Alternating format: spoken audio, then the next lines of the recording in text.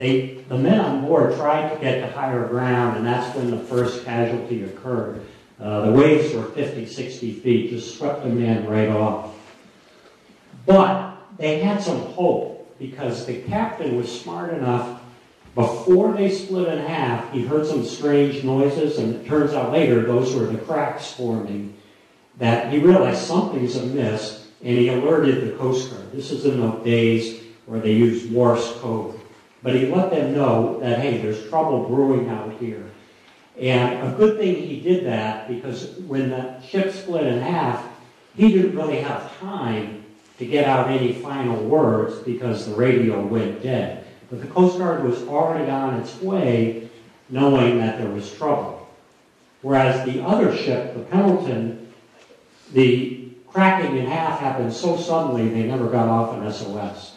So those poor guys are out there wondering, will help even come? And, you know, I like to compare this incident about the captain of this ship alerting the Coast Guard we're having trouble to a more recent event that you might remember. This is in Hurricane Sandy, the tall ship Bounty sank. And I did a book on that, and there the captain was almost in denial as things are going bad, as the ship's taking on water, as the engine cronks out. Instead of alerting the Coast Guard, he's almost in denial because he's made this decision to try and sail around Hurricane Sandy, and now he's in trouble. And he wants to solve these problems before he admits we've got serious trouble on our hand. And one lesson I've learned is when you get in a jam, you're much better off addressing it right away, letting the people who can help know about it, like the captain of the Fort Mercer did. And there were lives saved on the Fort Mercer, and it was only because he got off that original signal of saying, we've got some trouble brewing. So the first thing the Coast Guard did was send these 5 young men out, and this was a huge mistake. It was kind of a knee-jerk reaction. Back then, the Coast Guard's motto was, you have to go out, you don't have to come back. And so they sent men out back in 1952 no matter what. And there was no analysis given. Today, if that happened, the Coast Guard does a whole different procedure. They wouldn't just send men and women out. They would do a risk analysis, and that risk analysis would say, can we get our own people back safely? We don't want to make the situation worse. We don't want to make the casualty count higher. So do analysis. And that's what I learned about decision making. The good decision makers always pause. They're never impulsive. They're never like a knee-jerk reaction to send these 5 men out. They kind of do an analysis first and then decide what to do. Because in this case, they sent these 5 men out in just a 36-foot boat. Now the waves are 60 feet, so that'd be, you know, somewhere near the top of the ceiling. They wouldn't have stood a chance to go 20 miles to where the Fort Mercer was. And the only reason they're alive, and notice one of them, the middle one standing in the back, he's got a black eye. They pulled up by accident and good fortune next to a lightship, which is a floating lighthouse.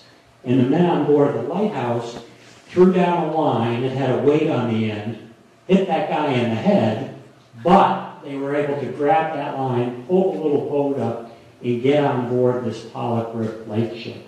And that's the only thing that saved their lives. He sees the film, he's going to see our 2 heads coming out of the ocean. And that's why they did not let me get a speaking part. I auditioned for one. It's very hard to memorize lines. So they told me to stick to writing.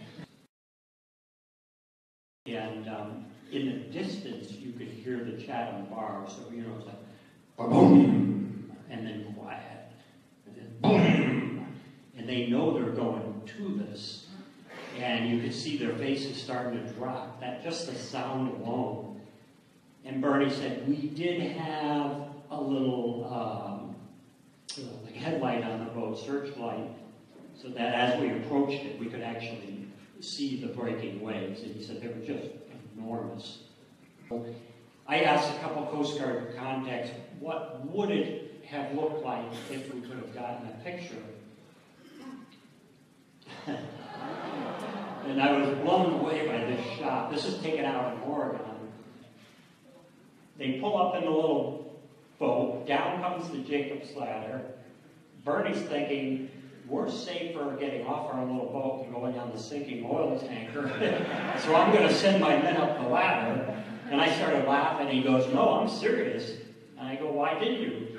And he said, you couldn't. He said, they wanted off that ship so fast that they just started coming down. And they would land sometimes on the bow of our rescue boat, sometimes in the water, and my crew would pull them in. And I'll close with the story about Bernie and why he didn't want to do the book, why being a hero was a burden. I got a call from Washington, D.C.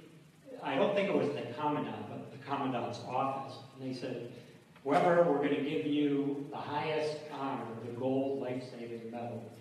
And he goes, thank you very much. And they said, we're going to have a ceremony. I think it was Boston. And he said, we want your crew there. We're going to give them the silver. And it's going to be on such and such a date.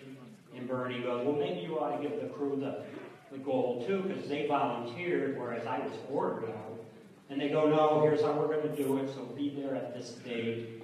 And Bernie said, I'm just about to hang up. And he said, I said, I need a second. And then he goes, respectfully, I'm going to decline the medal.